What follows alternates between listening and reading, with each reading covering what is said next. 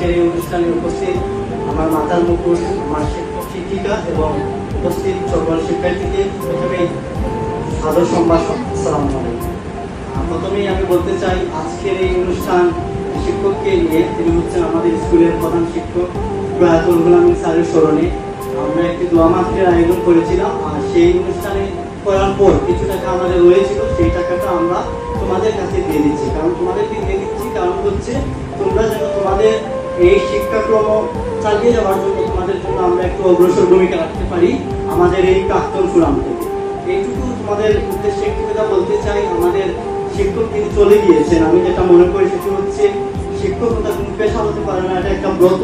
আর এই ব্রতটা শিখেছি আমাদের স্কুলের প্রধান শিক্ষকের কাছ থেকে এবং আমার যা শিক্ষক শিক্ষিকাদের কাছ থেকে শিক্ষা নিয়েছি।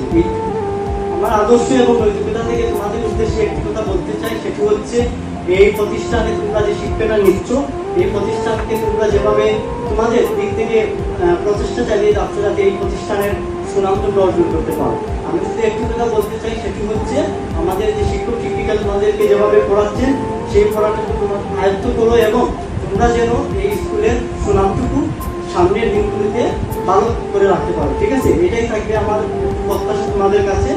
আরেকটি কথা থাকবে, আমাদের যে স্যার চলে গিয়েছেন, স্যারের আত্মার মাগফিরাতের জন্য তোমরা সবাই দোয়া করবা এবং যারা এখনো আমাদেরকে পড়াচ্ছেন, আমাদের স্কুলকে সুন্দর করে মাতিয়ে রেখেছেন এই শিক্ষাঙ্গনের পরিবেশে, সেই স্যারদের জন্য তোমরা দোয়া করবা। এইটুকু আমার জন্য দোয়া করবা। আসসালামু আলাইকুম।